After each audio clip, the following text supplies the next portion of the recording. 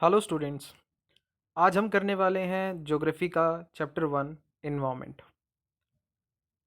Environment एक ऐसा word है जो आपने कई बार सुना होगा, चाहे अपनी फैमिली में, ठीक है, चाहे स्कूल में या कहीं आसपास सोशल बाहर सोसाइटी में। इन्वायरमेंट का मतलब क्या होता है? यहाँ पर एक स्टोरी है, पहले हम उसको पढ़ लेते हैं, उसके बाद हम देखते हैं कि इन्वायरमेंट का मतलब क्या निकल के आता है। यहाँ पे एक स्टोरी है कि अ, एक बच्चा है रवि। वेकेशंस के बाद वो स्कूल जाना स्टार्ट करता है, जैसे समर्स वेकेशंस होते हैं। जैसे ही वो स्कूल जाता है तो वो देखता है कि उसके स्कूल के बगल में ही एक ग्राउंड हुआ करता था। ठीक है, एक ग्राउंड हुआ करता था जो कि अब डग हो चुका है। डग मतलब खुद चुका है और वहाँ पर कोई बिल्डिंग बनने वाली है, फ्लैट्स वगैरह बनने वाले हैं। तो उसको बड़ा अफसोस होता है उस चीज़ों से कि उसके बगल में इतना बड़ा अच्छा ग्राउंड था जहाँ वो खेलने जाता था। ठीक है, वहाँ पर ग्रीनरी थी और भी चीज़ें थी, वहाँ पर प्लांट्स थे, फ्लावर्स थे और बर्ड्स थी, जो कि अब उसको देखने को नहीं मिलेंगे। उससे वो बहुत अपसेट होता है और ये चीज़ जो उसके टीचर्स हैं, उनके प्रिंसिपल्स हैं, उन्होंने ऑब्जर्व करी और उनको भी बहुत बुरा लगा कि इतना ड्रास्टिक चेंज हो गया। अब उन्होंने एक चीज़ एक लाइन यूज़ करी, see how our environment is changing. ये प्रिंसिपल ने एक लाइन बोली। तो एनवायरनमेंट का मतलब क्या हुआ कि उन्होंने ये बोला कि हमारे आसपास की चीज़ें कैसे बदल रही हैं। तो रवि जो था उसने पूछा कि एनवायरनमेंट क्या होता है सर? तो उसके सर ने बताया कि जो भी आप अपने आसपास देख रहे हो वो एनवायरनमेंट है आपका। ठीक है, जैसे आप स्कूल में हैं, स्कूल में आप देखते हो आपकी क्लासेस हैं, ठीक है, बेंचेस हैं, फ़ैन है, एयर है, ट्रीज़ हैं, ठीक है, माइक्रो ऑर्गेनिजम्स हैं हमारे आसपास। ये हमारा एक एनवायरनमेंट है। ठीक है, इसे हम एनवायरनमेंट बोलते हैं। अब ये environment with the passage of time change हो रहा है। ठीक है, पहले के टाइम कुछ और था, आज के टाइम कुछ और है। तो जैसे कि उस बच्चे ने उनसे पूछा कि एनवायरनमेंट होता क्या है, तो टीचर ने उन्हें आंसर दिया कि आपकी सराउंडिंग में जो चीज़ें हैं वो आपका एक एनवायरनमेंट है। ठीक है, एक माहौल है, एक एनवायरनमेंट है आपके आसपास। जैसे कि आप बच्चे अभी अपने घर में बैठे हैं, ठीक है, आपके एनवायरनमेंट में क्या है, आपके आसपास क्या है आज की डेट में। ठीक है, आप अपने घर में थोड़ा सा ध्यान से देखते हैं, फैंस है, लैपटॉप है, टीवी है, फ्रिज है, या बाहर जाते हो तो आप देखते हो कि आपके आसपास और सारी चीज़ें हैं, चाहे वो एनिमल्स हैं, चाहे वो प्लांट्स हैं। तो ये सब एक एनवायरनमेंट का हिस्सा हैं।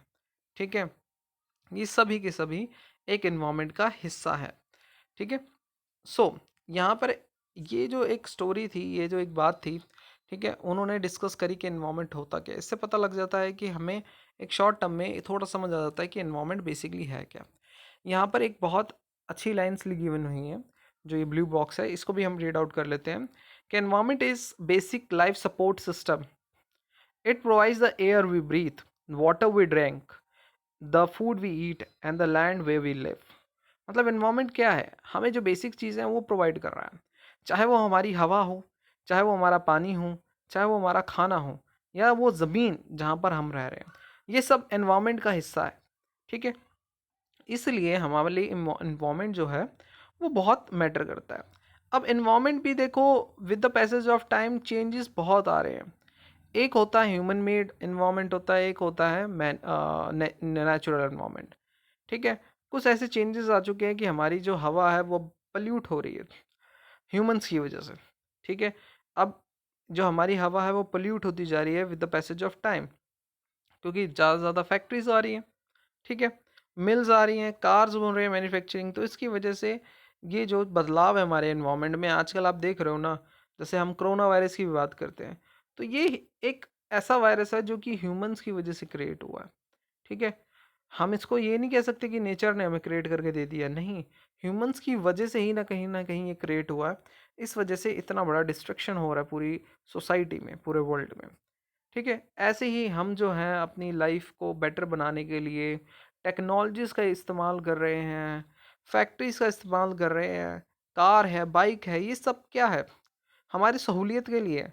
लेकिन सहूलियत तो हमारी हो रही है, हमारी लाइफ बहुत आसान हो रही है जीना, लेकिन उसके साथ ही साथ हमारी जो फ्यूचर है उसके साथ हम कॉम्प्रोमाइज़ कर रहे हैं। कॉम्प्रोमाइज़ मतलब हम उसके साथ खिलवाड़ कर रहे हैं। हमें आज तो आ, अपनी लाइफ को बहुत ही स्मूथली चला सकते हैं, लेकिन कल जब हमारे आसपास ट्रीज नहीं होंगे, पेड़ नहीं होंगे, ऑक्सीजन नहीं होगा, वाटर नहीं होगा, फिर हम सर्वाइवर हमारा बहुत मुश्किल हो जाएगा। ठीक है, चलो आगे बढ़ते हैं। अब ये एक डायग्राम है, बहुत ही इंपॉर्टेंट डायग्राम है, बहुत ही ध्यान से समझना है, ध्यान से देखना है इस डायग्राम को, क्योंकि ये इस डायग्राम में बहुत सारी चीज़ें आपको, जो कि एक पूरे चैप्टर को हम रीड करके पढ़ते हैं, इस डायग्राम को ही देख के पता लग जाएगा कि हमें क्या क्या है। कंपोनेंट ऑफ एनवायरनमेंट, मतलब एनवायरनमेंट के क्या क्या कंपोनेंट है, किस किस वजह से एनवायरनमेंट है। पहला है नेचुरल कंपोनेंट्स हैं, जो नेचर ने दिए हैं हमें।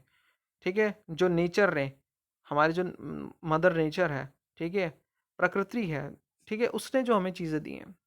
फिर उसके बाद आता है ह्यूमन मेड, जो इंसानों ने बनाया। इंसान जब डेवलप होना स्टार्ट हुए, उनको पता लगा कि हम अपनी सहूलियत के लिए क्या क्या चीज़ें बना सकते हैं, तो जो उन्होंने चीज़ें बनाई वो ह्यूमन मेड है। उसके बाद ह्यूमंस हैं, ठीक है, क्योंकि हम भी एक कंपोनेंट है ह्यूमन नेचर के। ठीक है, इस एनवायरनमेंट के हम भी एक कंपोनेंट है। देखो, हम चीज़ें ज़रूर क्रिएट कर रहे हैं, लेकिन हमें भी नेचर ने ही क्रिएट करा है। ठीक है, तो हम भी इस एनवायरनमेंट के एक कंपोनेंट हैं। पहले हम आ जाते हैं नेचुरल वे।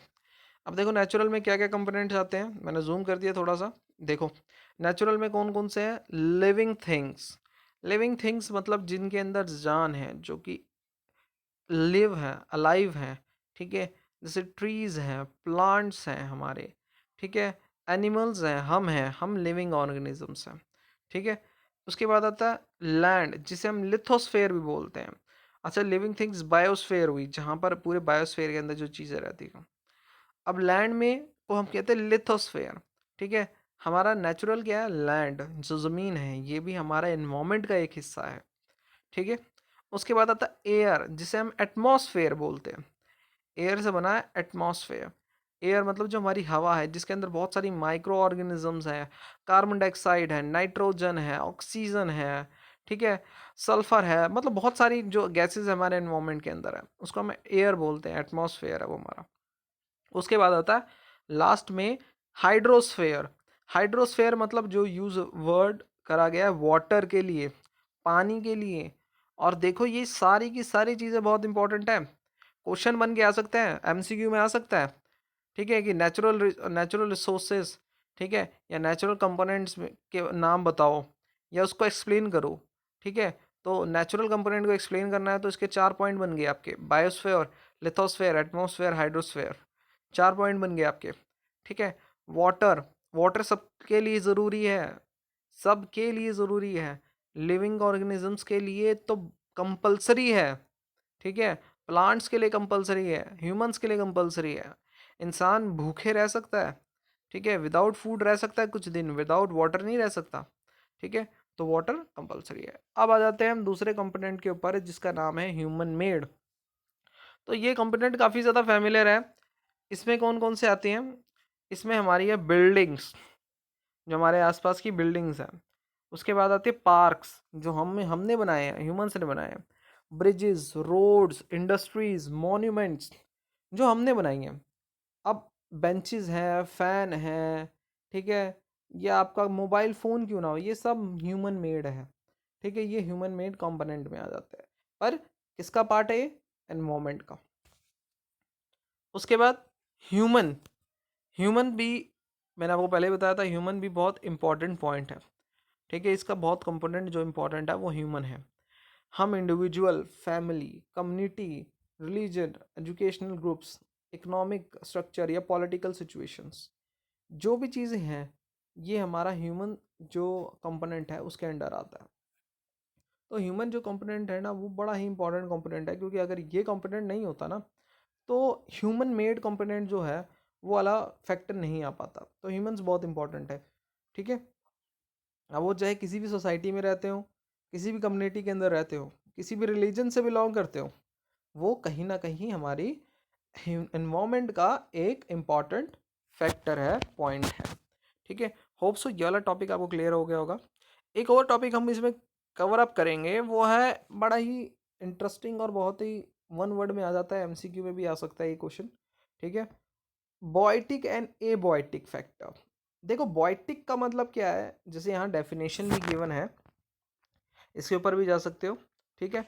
लेकिन हिंदी में अगर मैं समझाना चाहूँगा तो बोएटिक का मतलब क्या हुआ, जो हमारा प्लांट्स और एनिमल्स होते हैं, जितने भी हमारे प्लांट्स एंड एनिमल्स हमारी एनवायरनमेंट के अंदर हैं, ठीक है, लिविंग ऑर्गेनिजम्स हैं, वो हमारे बोएटिक में आ गए।